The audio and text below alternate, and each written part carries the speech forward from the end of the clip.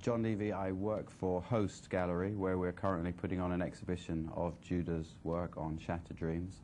I'm also the founder and editor of 8 magazine, which is a photojournalism-based biannual magazine. I'd also like to essentially ask Judah perhaps to tell us a little bit more about himself and a bit from where he starts his photographic career.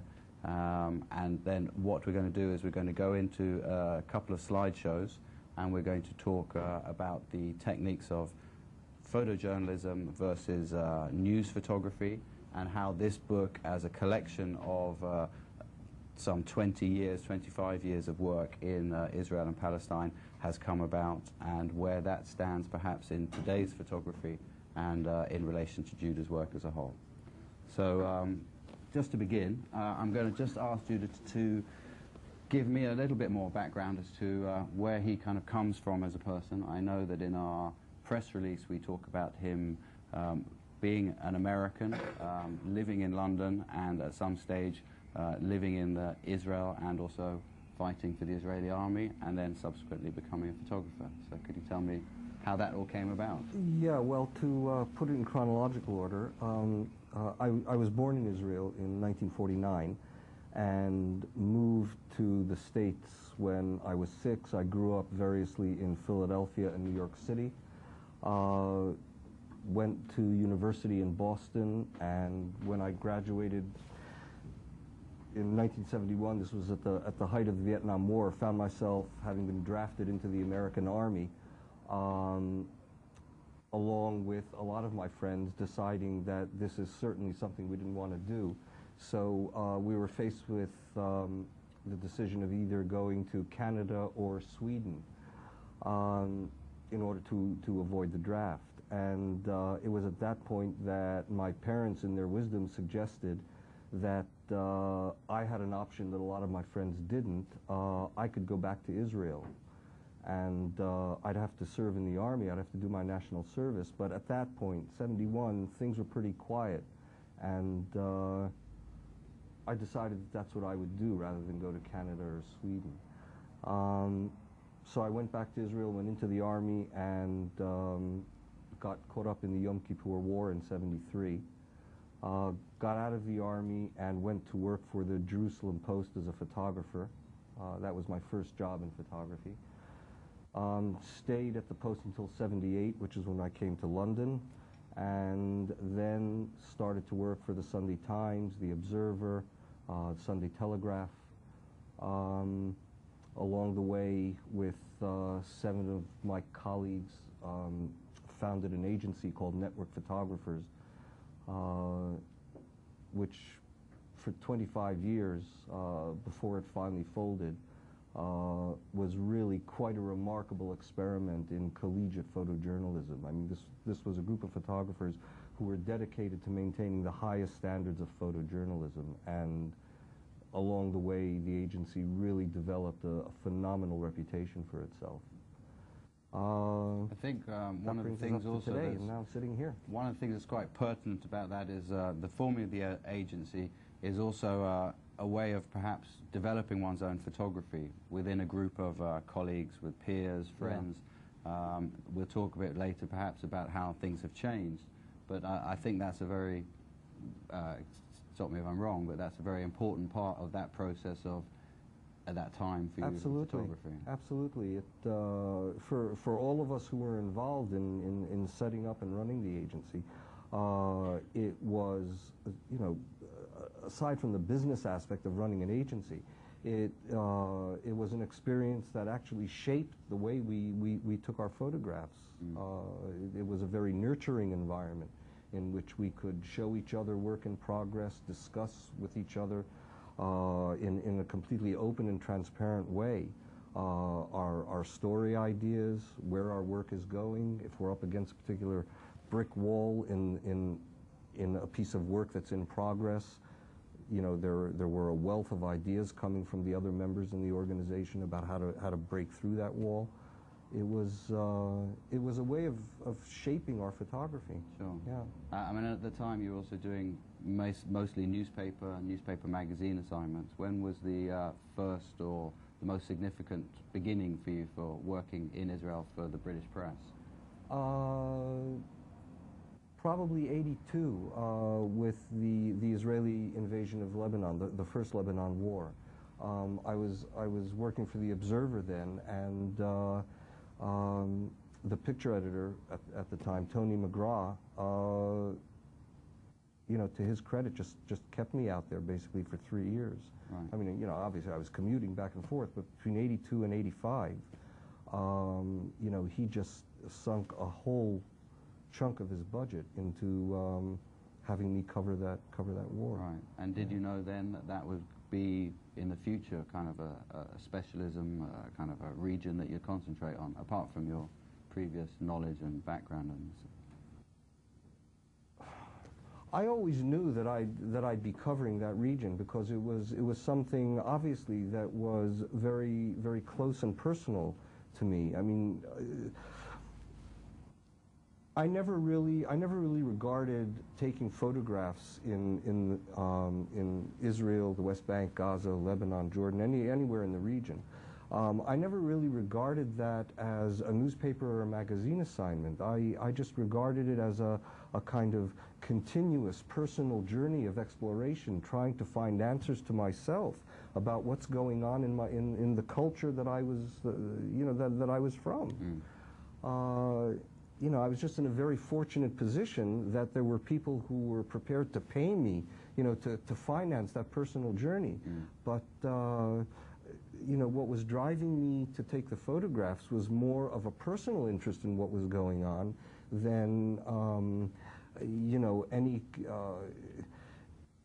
pressure to meet somebody's deadline and deliver up a set of images for, you know, next week's paper. Sure. I mean, that, you know, that was a natural byproduct of the, you know, of my professionalism, of the way I was going, of the way I was doing the work. But it wasn't what was driving me to look through the camera for pictures.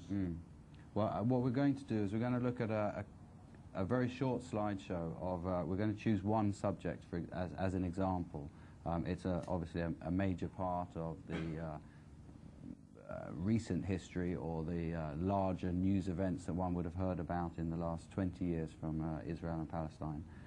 We're going to look at a set of pictures that have been essentially clipped from the wire services, from the press. And then we're going to look at a particular slideshow that Judah's put together of his take of that. And we're going to talk essentially about what you just spoke about, and this difference between the personal approach, covering something that is perhaps close to one's heart, perhaps an exploration, perhaps a way of developing your own views and asking questions, as opposed to the Daily Wire news approach. It's not a better or worse scenario, but we're going to see how different. Out of that, yes, a project and a book may grow. So the first set are the Well, the wire don't you think pictures. we should tell them what this story is that we decided to focus on? Would you like to? Yeah, what John and I decided to do was look at the way Operation Defensive Shield was covered. This was the Israeli Army's incursion into the refugee camp in Jenin in 2002. As a response to a week-long wave of suicide bombing inside Israel, in which you know, restaurants, coffee shops, pizza parlors, and discos were being targeted, the Israeli army decided to go after the people who were training, making, and sending the suicide bombers. They identified the core of these people as being in the refugee camp in Jenin, which is a city on the West Bank. And well, you'll look at the pictures. I mean, there are two ways of approach. They destroyed Jenin. Okay, there'll be questions afterwards. Okay. Sure. But let's get the story straight. Okay. Okay. Well, I think actually that's a very good point, because what the process of looking at these pictures and determining what one can tell from them is actually what we're going to try and They discuss. destroyed Jenin. Okay. Okay, so as John said, first we're going to look at a selection of wire photo pictures. Along with the civilians.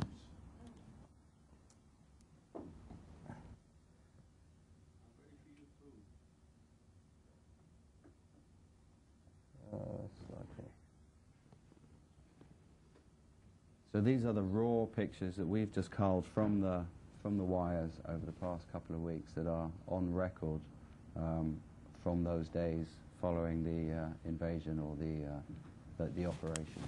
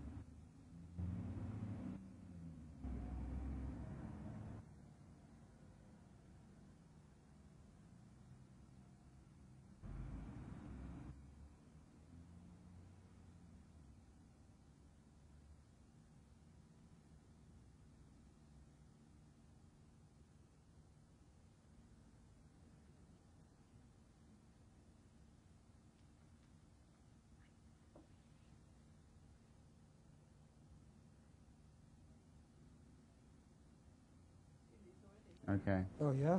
Okay. Right. Okay. Okay, and the second set is from a larger take that's part of the book and part of the exhibition, and it's set to music, and it is with the benefit of actually the editing process and putting together a set of pictures with a wider kind of perspective, and this is Judah's set.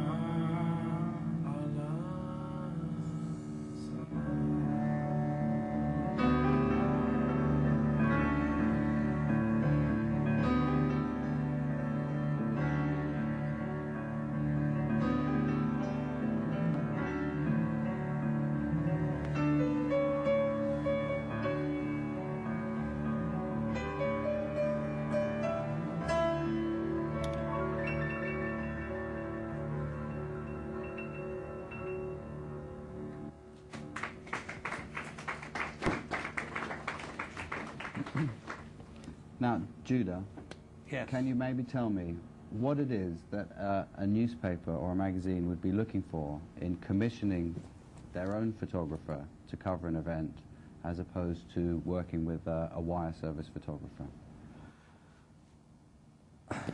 It's a question of approach, really, because a wire service photographer has to meet, as many as 4 deadlines a day, and there's very little scope for when you're working under that kind of pressure. There's very little scope for actually going into any depth with the work that you're doing, and I think that's well. Before I get to that. As opposed to that, when a newspaper or a magazine assigns you to a story, assuming that in my case it's a weekly newspaper or a weekly magazine, the lead time is sufficient enough to allow you to probe the story, to dig into the story, get beneath the surface of it, and come away with some photographs that really that probe the essence of the story. Try to come to grips with the causes, the effects. Is it a benefit to also be working alongside a writer to know the actual publication that your pictures are going to appear in, the particular stance or interest of the... That really depends a lot on, from a photographer's point of view, on who the writer is. Right. I mean, some writers are easier to work with than others, some writers are better than others, and some writers have an agenda that might not be your own agenda, and a conflict could develop, and Sure. which just, winds up being a real obstacle, from your own point of view as a photographer, a real obstacle to getting the kinds of pictures you want. The flip side of that is that, there are writers who are absolutely in tune with how a photographer needs to work and make a photographer's life, very easy in pursuit of a story. And in this instance, the story became an enormous newspaper front page story. And as our friend in the back said, it became depicted as this enormous massacre. And perhaps the different timeline that you're talking about allowed you a slightly different perspective, or perhaps allowed you, and I'm just thinking in terms of the whole collection of your work as well, Yeah. this chance to question. And the role Absolutely. of a photographer in that sense is perhaps, you could tell me. Yeah, and this theme that we've chosen here is an absolutely classic example of the problems that we face.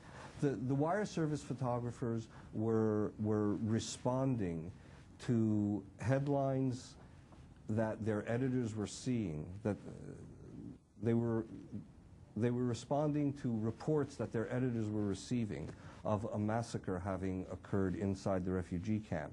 And that meant that the photographers, the wire service photographers, were under an incredible amount of pressure from their desks to deliver images on this kind of rolling news basis, to deliver images that supported the headlines that were coming out, which themselves were based on allegations that a massacre had taken place in the camp.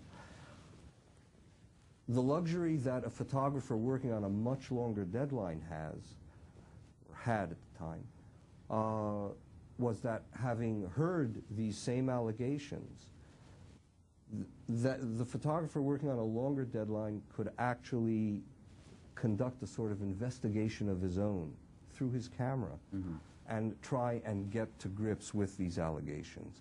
And if you're working on a weekly deadline, you certainly had enough time to try and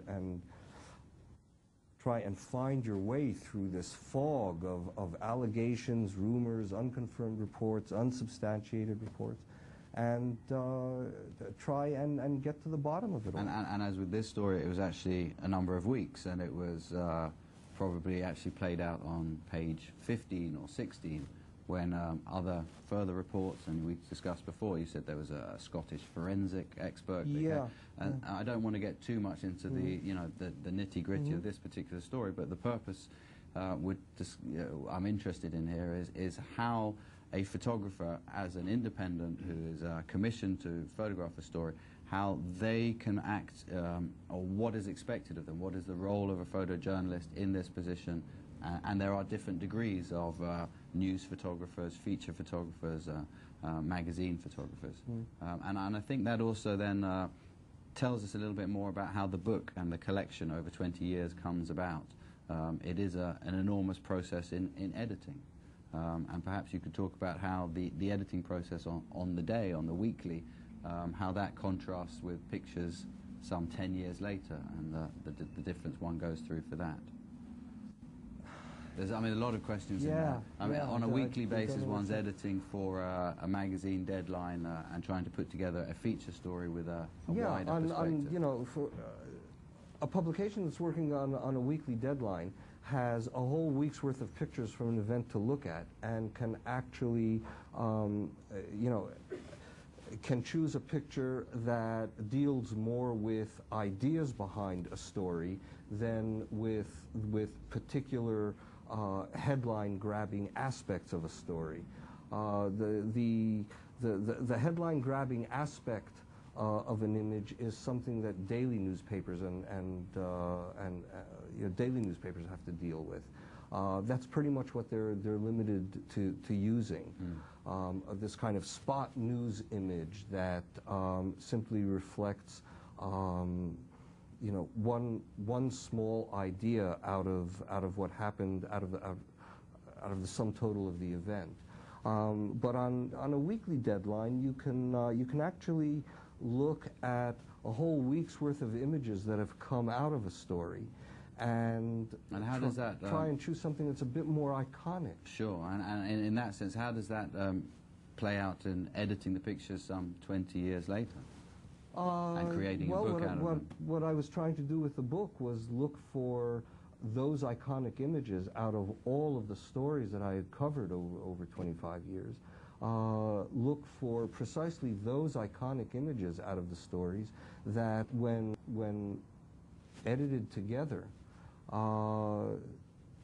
had some sense of narrative to them. And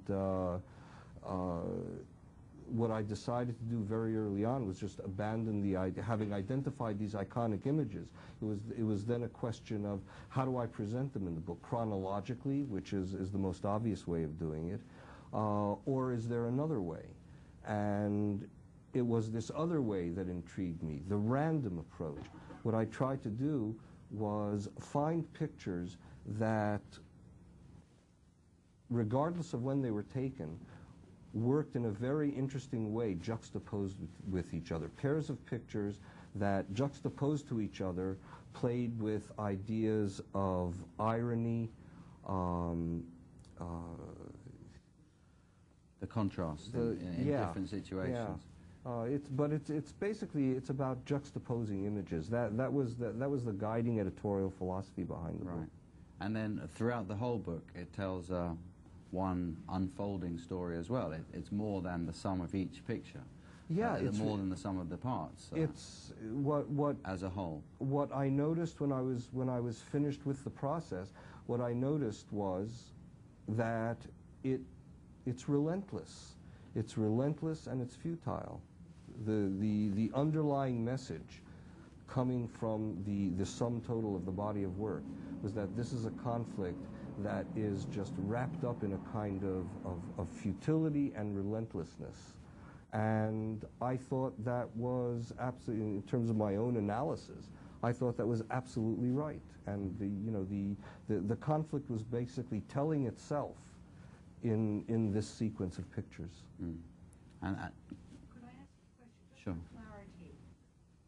We haven't seen the contents of the book. I don't know if you have slides of that, but we don't know whether this very moving sequence you just showed with the music is part of the book, but I don't know what the juxtaposition. Okay. First of all, some of the pictures from Janine are in the book. I mean, that's inevitable. But we've got a slideshow from Shattered Dreams. I mean, would you be interested in seeing that? Maybe we should do that. Okay, Yeah? yeah. Okay.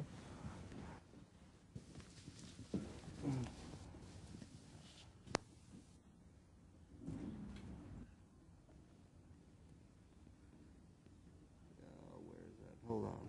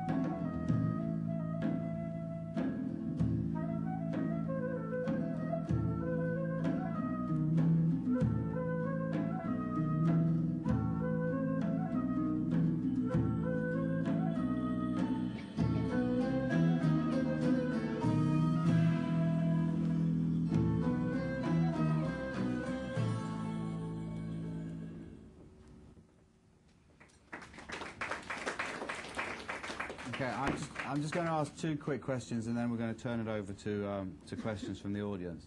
The first thing is, as you said, you enjoyed the process of juxtaposing pictures together and changing up the timeline.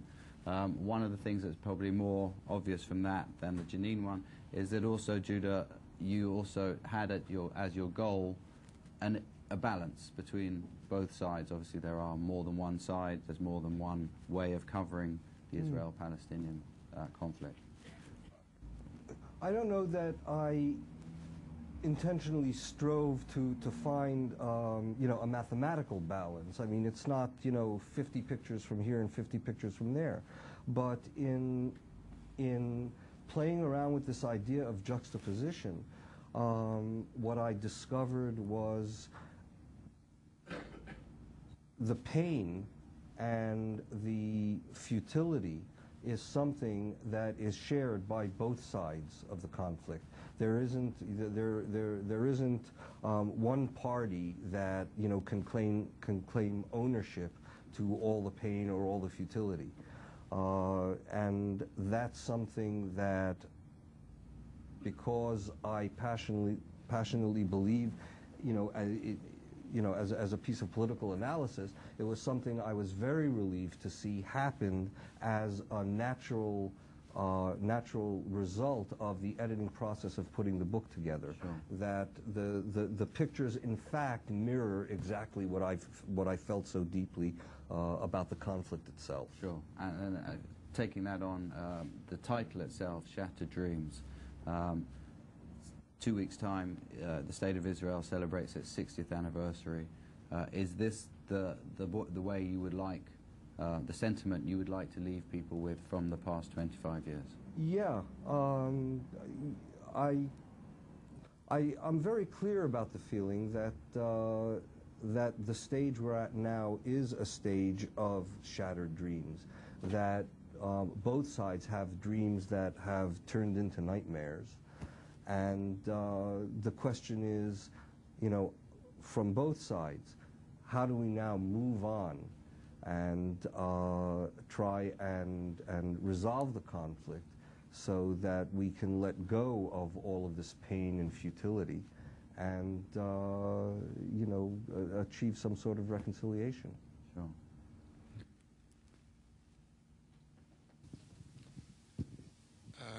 I would like to commend Judith for the tremendous work he has done by photographing, actually in still form, the atrocities of the Israeli army, especially that he was serving inside the army, and that whatever he has shown us goes down into history, I believe. However, I would have one proviso, and that is when you started this first film, you said Palestinian terror. Actually, I'm sure you know that terror has been introduced into Palestine by the gangs of Irgun, Stern, and Haganah into Palestine, and not the other way. The other way around. And there was no problems at all in the Middle East except when the Israeli state has been established. Now, when he says, when this gentleman talked about Jenin, well, I could tell him that there are scores of Jenins all around since the establishment of the State of Israel. And anyway, you should be commended, except with that word of Palestinian terror. I would say Israeli terror, when they came and established the state, is in itself terror. Thank you. Tim? Judah, you're obviously very interested in politics, but from looking at your images, what strikes me about them is the intimacy, especially in the sort of daily scenes with people, with children. There's something your presence there that brings out something very close, and you remind us that at the heart of this conflict there are people. And I wonder what you think, because you suggest before with news photography that news is dependent upon the excavation of a story. And I just wonder how much really it's to do with the fact that as a photojournalist you're able to spend longer on a story and therefore gain intimacy with people. And really what photojournalism is about intimacy rather than analysis of politics. Absolutely. What do Absolutely. I couldn't agree with you more, but I would just, you know, I would carry your premise a bit further. Speaking for myself, that ability to develop the intimacy is a natural byproduct of my intrinsic interest in the issue. And I think for a photojournalist to be able to develop this kind of intimacy that you're alluding to is in these pictures, for a photojournalist to be able to develop that level of intimacy, he's got to have some kind of emotional investment in the story that he's covering, because otherwise, you know, the pictures will be a dead giveaway. I mean, it'll be looking at, you know, at the eyes of a dead fish. I mean, there'll be nothing there. Unless the photographer brings to the story that he's covering a certain kind of passion, that level of intimacy that, you know, that you find in these pictures ain't going to happen.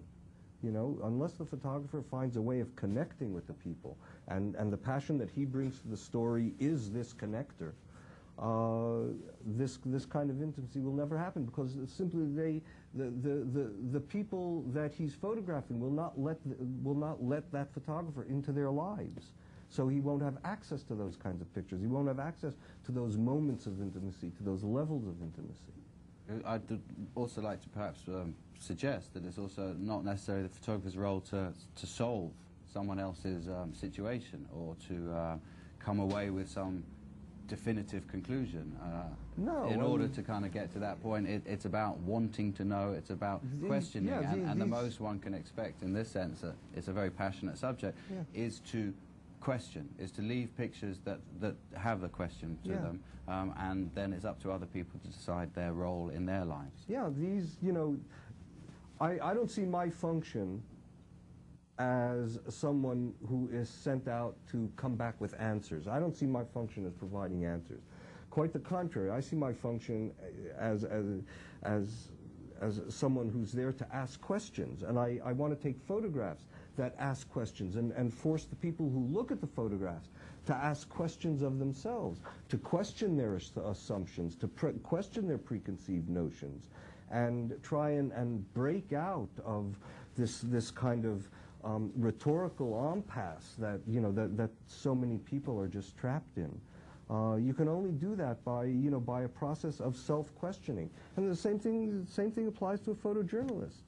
You know, we're humans. Like we're the same kind of human being as a person who reads the newspaper or reads the magazine that we're taking the pictures for. You know, so we, you know, if we have to ask the same questions of ourselves that we want the viewers of our photographs to wind up asking of themselves.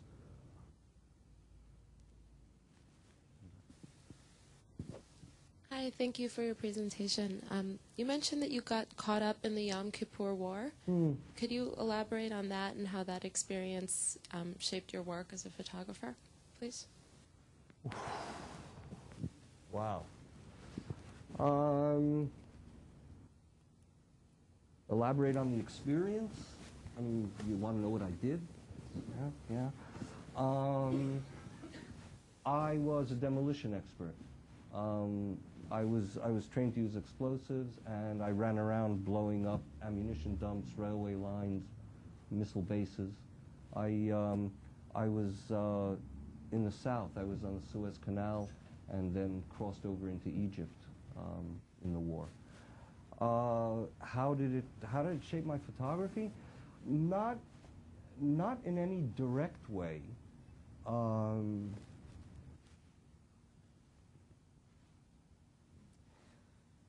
You know, that's a really difficult question. You know, I've never been asked that question before.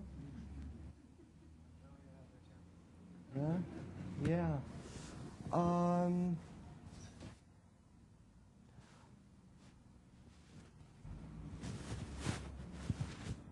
Well, in two ways, I guess, and they're really both sides of the same coin. I guess as a result of being exposed to the kinds of things you're exposed to on a battlefield, it made me it desensitized me to a point where I could go into a conflict zone, and I've covered other conflicts besides the Israeli-Palestinian conflict. I suppose it desensitized me in a way that allowed me to go into a conflict zone and not be paralyzed with fear by what I was seeing, because in a way it was somehow vaguely familiar to me. And being able to do that allowed me to function as a photographer in those situations, and prevented the indisputable horror of what war is from actually paralyzing me into inactivity and not being able to do my job as a photographer. That's on the one hand. The flip side of that same coin, I think, is that it made me more sensitive to what was going on to people around me. And because I had that battlefield experience, when I would go into a conflict zone, I would know what to look for. There would be moments that would somehow be familiar to me, and I would know instinctively that if I were to go there or follow that or wait here, the pictures will happen, because I know what happens in situations like this. I think those are probably the two shaping influences on my photography as a result of that experience. I mean, does that make any sense? Because I have never been asked that question before, and I have never had to think about it before. It's not something I do for myself. I don't think about these things. That's really quite remarkable. Thank you. Thank you. I have two questions. I'd like to know about your choice of title. Under Shattered Dreams, it says Israel and the Palestinians, as opposed to Israelis and Palestinians, so it implies the state and then people. And my second question is, how has your vision of Israel changed since you were a young man in the army, and how has that translated into how you photograph Israel? Okay, Israel and the Palestinians, there's no political agenda there. Don't look for anything. It struck me as being, the correct grammatical construct. I could be wrong. It was something, if it's a mistake, my publisher didn't pick it up. But they obviously didn't have any trouble with it either. I don't know, it strikes me as being, proper and poetic, and grammatically, it all holds together nicely. That's all. There's no agenda there. Yeah? What was the other part of the question? Sorry. Oh, yeah.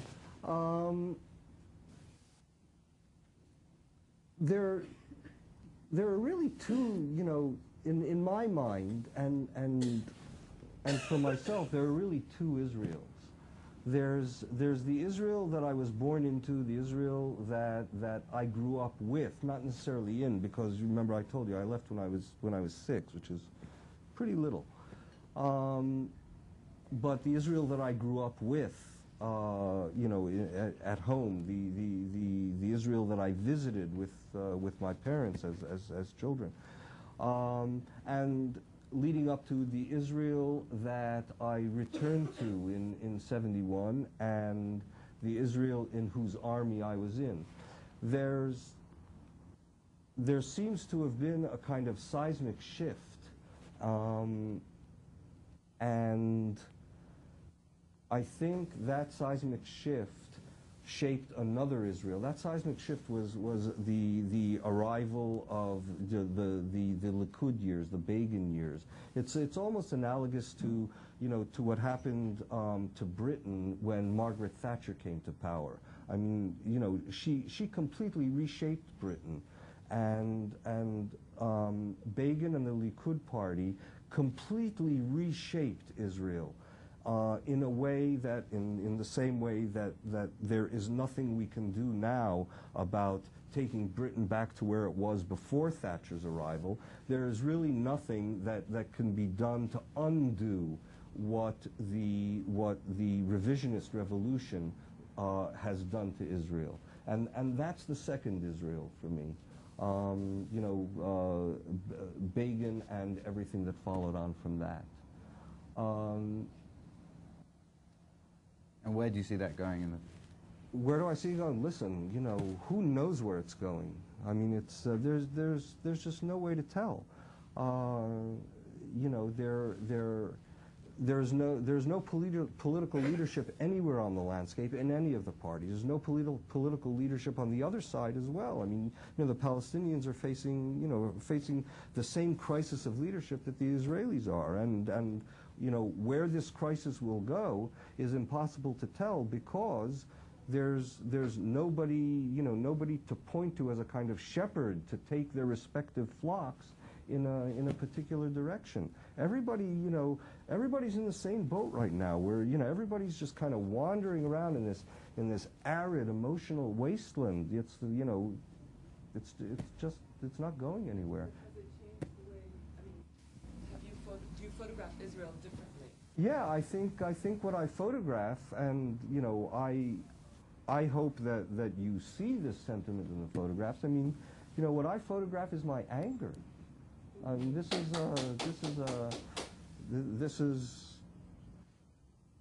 is how I vent my frustration, basically, is through my photography. And what...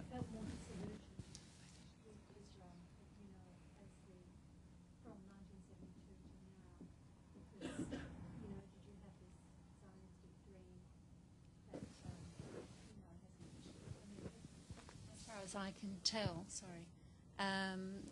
a fairly sick society there now, isn't it? Psychologically sick. And well, it's got problems, but every society has problems. But did you feel personally disillusioned? I feel both a mixture of, and I suppose this is what keeps me going. I keep using this metaphor of a two-sided coin. I mean, I feel a mixture of both disillusionment and optimism. I know that there's an end to this. I mean, I firmly believe that. And it's that certain knowledge that this madness is going to have to resolve itself, that keeps me optimistic. I'd just like to ask a question back, actually, to you, whether those pictures tell you that there's a sick society in Israel. No. Yeah. No. Okay. No. No, my brother went through a similar situation. Sure. Judah. No, I'm just trying to relate it to yeah, the, so I'm talking more from a personal perspective, where he has a lot of anger as well. Mm-hmm. So very disillusioned. Sure. No, and I think actually that there is a story also behind further behind the title, The Shattered Dreams, and it was a conversation you told me about that you had with your mother. Yeah. And it's really is that generation's dreams that you're addressing in many ways. The title of the book was a phrase that my mother used in a discussion that I was having with my parents on one of my visits out there to them. My parents live in Jerusalem, and on one of my visits out there, I was having a conversation with them about where this whole dream of theirs has gone. And my mother came up with the phrase shattered dreams in describing how she felt about everything that they had envisaged not happening, what it had all turned into. They went out there with a very particular agenda, and it didn't turn out that way. And she used that phrase. And I just, it's one of those things, we all have little boxes inside our head where we file a lot of miscellaneous information away to be used at a later date. And I've got one of these boxes. I had one of these boxes that into which I put all kinds of ideas for a book that I thought someday I would publish. And one of the pieces of information I dropped into this box was this phrase that my mother had used, because I thought, that would make a good title for this mythic book. You know. This book here. Yeah. On that.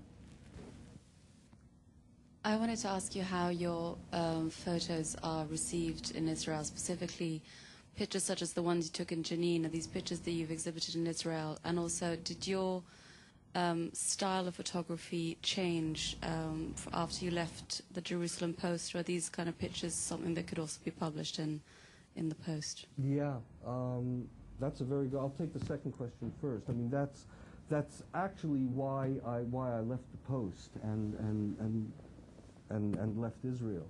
My leaving Israel and my leaving the Post and leaving Israel in 1978 was a purely professional decision. I had been working, for 6 years on what, for me was essentially a small town newspaper. I mean, it was not going to win any awards, this newspaper. And I knew that if I wanted my photography to grow, if I wanted to grow as a photographer, I was going to have to get out of there and work someplace else. So that's why I decided to come to Europe. And there's no question that, and this brings us full circle to this, to the beginning of this conversation with Network, there's no question that one of the biggest influences on the kinds of photographs that I took was my association with my colleagues in this agency that we put together, which for me was what the agency was all about. I knew that I needed to look at the world in a different way. I needed to see new things through the finder when I picked up the camera and put it to my eye. And this Network and all the Network photographers gave me that. We were a group of photographers, each shooting in very different ways, each with our own vision of the world, and there were ideas there that you can pick and choose from, all in a marvelously supportive kind of way. Yeah. I've not had any of this work exhibited in Israel. It's going to be the Shattered Dreams exhibition, which is on at the Host Gallery now, and the pictures from this book. I have to plug the book as my publishers are sitting here. The Shattered Dreams exhibition is going to Jerusalem in July, and that's the first time these pictures. That's the first time that my coverage of the Israeli-Palestinian conflict will be seen in Israel. Actually, further to that, the last picture in the book was taken whenabouts? You mean the most recent pictures? Yeah. Most recent pictures are from the Gaza evacuation. Right. What's that, 2005? The way that you would work in Israel today would be on this kind of story, or adding. How do you see the availability of things for you to cover in Israel following such a book or such a... Things don't change. I mean, everything is, it's still an open book. Everything is still there to be photographed. Right. I don't have... There's no resolution, but there's no... No, I just want to keep following this thing until it does lead to some sort of resolution, and then, then we'll all be photographing peace, and then we'll all be bringing out books and putting together exhibitions about peace breaking out. I mean, there's in a purely cynical sort of mode. I mean, this conflict is bread and butter for photojournalists. I mean, it's perfect. It's ideal for us. It's a constantly running story, and even when the story itself shifts into another gear, then that will become a story. I mean, for photojournalists, this is, perfect. Perfect. Over there in the corner. I noticed that the gentleman earlier on said that the terrorism started in 1948. He knows it's not true. In 1928, 148 Jewish farmers were massacred by Arabs for the simple reason that they turned a land which was sand into a land of milk and honey. Also, it was said about the Jenin massacre. Right. In Jenin, there were 17 people killed. A tragedy, of course. 17. You can answer me. I can say what I like. and then you can respond as you like. And also, nothing has been said about the 800,000 Jews who were thrown out of Arab lands in 1948. That's bullshit. Okay. Answer when your turn comes. Right? Iran, Iraq, Egypt, Aden, Morocco, Algiers, Tangiers. No, it's the truth. Excuse me, gentlemen. Excuse me. We're all here to talk specifically about this book and this body of work. Excuse me. Listen. I'm going to have to ask you to leave. Zionist shit. Excuse me. We're here to contain ourselves and to... If you're a Nazi here, would you listen to him? Excuse me. First of all, I'd like to point out also in the preface to Judah's show, there's a quote which is about the Jonah. Tell me, the quote about walking through the land of milk and honey. And there's the other side of that, maybe Judah would read that. I think that the way we want to touch on the politics of it is in the context of the book and in the context of how Judah has pieced together his own impression. There is a limitation to us trying to solve the Israeli-Palestinian conflict here tonight. We're not trying to do that. Yeah, that's not what we're here to do. Yeah. This is from the introduction that I wrote to the book. It may well take a new generation to repair the damage caused by this conflict over the past 60 years. Today's leaders on both sides are the generation of the desert, tired, worn out, and ground down. Like Moses and all the Israelites who followed him out of Egypt, they won't be crossing the Jordan of reconciliation with all their prejudicial baggage. Israelis and Palestinians may be forced to wander around their sad, arid, emotional wasteland until new leaders emerge, inheriting the responsibilities of their predecessors, but also bringing fresh vision and new courage in place of the fear and suspicion that characterized the past. When Joshua's scouts returned from their reconnaissance trip across the Jordan River into the Holy Land, their report to Moses contained both good news and bad. The good news, which everyone remembers, was that it is a land flowing with milk and honey. The bad news, the second half of that biblical report which no one ever quotes, was that it is a land that devours its inhabitants. And, you know, you guys can argue all you want back and forth. It makes no difference. It doesn't change anything. It doesn't undo anything. The fact of the matter is, this is where it's at right now, and what we have to do is just let go of all of that and move forward, right? Both of you. Both of you. Thank you very much. We'll have one last question there at the back. Oh, good.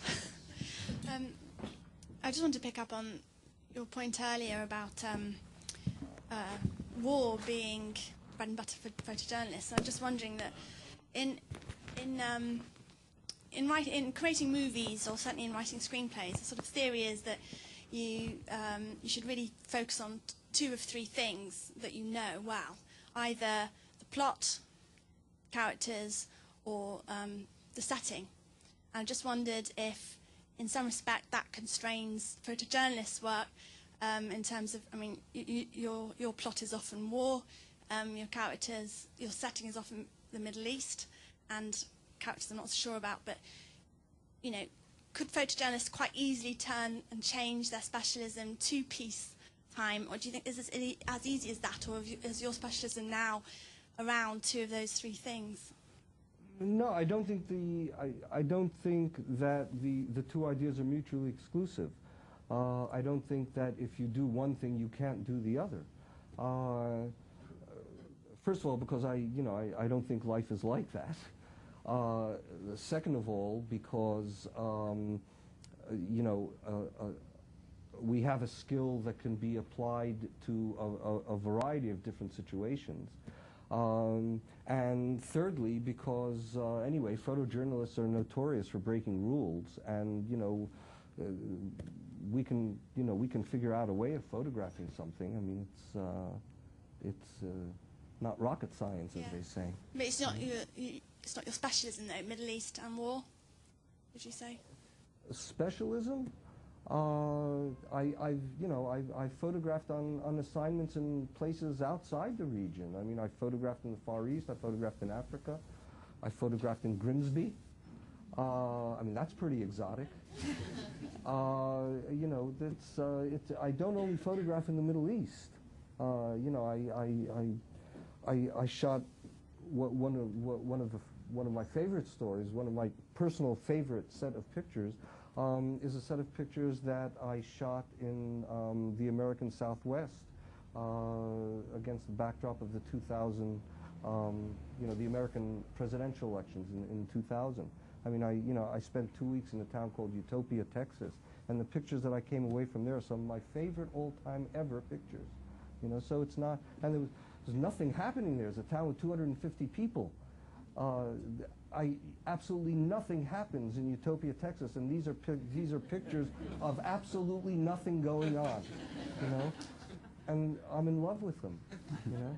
Yeah. Okay, this lady here. You mentioned when you were talking about your past, I'm really struck as an American citizen whose brother was subject to the draft and found for Vietnam in 70, 71.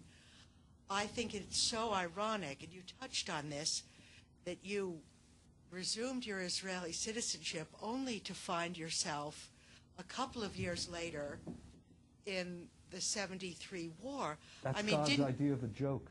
Yeah. I was going to say, didn't you feel a little bit like Jonah or Job or somebody at the time? Yeah, I felt like, you know, I'd pulled up to a table to play some poker and somebody dealt me a really bad hand. I mean, what are you going to do? But on a serious note, there are an awful lot of similar ironies now. In the U.S., so many guys who join, women who join the, what do we call it, the Reserve, National Guard, here in Britain, the Territorial Army, and found themselves in Iraq or Afghanistan.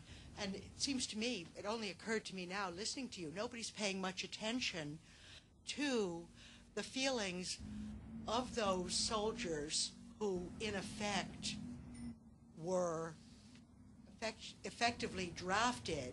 You know, it might be something you might want to look at. They weren't drafted, and you know, this we could wind up, you know, yeah, it's a different subject. We'll get off the track here, but I mean, they weren't drafted. The American Army is a professional army, and that includes the National Guard too. People who sign up to the National Guard, you know that they can get called up. They expect to be called up. That's why they do it, so they can play soldier. Yeah. This lady at the front. Right, this lady here in the front row, yeah. Hi, I'm actually one of the writers who worked with Judah on some of those stories. Yeah, one of the more difficult writers. Yeah, that's right. I tell you about different kinds of writers. This one is like breaking rock with a small hammer, really. What's the most vicious question I can think of? Yeah, what I want to ask is about how the wire services cover the conflict and whether you think it's mendacious. And what I'm particularly thinking of is the night that we were at the Knesset when the settlers were demonstrating against the imminent vote to dismantle the settlements in Gaza. And there was a thin line of about 50 or 100 settlers with a line of about 100 police and about 200 journalists, all focused in. And when you saw it on TV later that night, it looked like there were 2,000 people because it was a very tight shot. And when we got back to London, somebody said to me, they won't be able to dismantle the settlements. Didn't you see those thousands of people on television demonstrating? Why do you think that happens? And is it manipulating? Do you think that the wire services are manipulating what is actually going on? I don't think they're doing it intentionally. You know, I don't think there's some kind of insidious agenda going on here to let's stitch up this side or let's stitch up that side. I think that these things happen because we've got, you know, as a profession, we've got some really sloppy working practices. And that starts with really sloppy photography in the field, really sloppy field production, and then back at the desk, wherever this, you know, some really sloppy editing practices. People are working very quickly, know nothing about the stories that they're working on. In the main, you know, I'm not suggesting that this holds true for everybody in the business. In the main, people know very little about what they're working on. Back at the desks where all of this information is being processed, people on desks know even less than what the people in the field who have sent them the information know. And, you know, this just leads for some really sloppy end product. I mean, you know, what we wind up seeing on television or in our newspapers or in our magazines is, you know, is almost a miracle of modern communications that this stuff comes out at all, because if you went out and buy a car that was built the way newspapers and magazines are put together, you'd be appalled at what you were driving around. You'd want to think back, you know. That's to your question, you know. Yeah. It's just a lot to ask for in the way we work. You know, we're sloppy, we're lazy. We don't take time to think about what we're doing. We certainly don't take any time to analyze what we're doing. There's no analysis in what we're doing. I think that's also why we wanted to show that set of pictures from Janine. I mean, the conclusion and the story itself and the way it unfolded is probably not the right place and the right time to go into the different opinions of what happened. But we really wanted to contrast it with Judah's book, which it is considered, and it has taken time to come to its publication. It has been done with a publisher, printed beautifully, put together with the writing, and it's also with Judah's benefit of... Yeah, there's some very interesting writing in the book. I mean, you know, this gets back to this question that you asked about balance. I mean, something that I really wanted to do was get both an Israeli perspective and a Palestinian perspective on the issue, on this question of the shattered dream. So I asked an Israeli novelist and a Palestinian novelist, Etgar Keret and Samir El-Youssef, each to write something about their concept of the shattered dream. And those are the two introductions at the beginning of the book. You know, aside from my own take on the shattered dream, which is yet a third take, standing apart from Etgar and Samir's view of the shattered dream. And I think that's also what one wants to do with the book, as well, as opposed to a newspaper report. You know, is take one's time with it. Ingest the pictures, ingest the stories in it. You know, having heard Judah as well, see his perspective, but obviously there's many other perspectives to it, and you know, if the photographs can leave you with something to take away for yourself, then that's the purpose of a book as opposed to a magazine. And on that basis, Judah will be around, and he will be signing the books, and I'm sure he'd be happy to continue answering questions. But at this point, I'd like to thank everyone very much, and thank Judah you all particularly. very much. Thank you.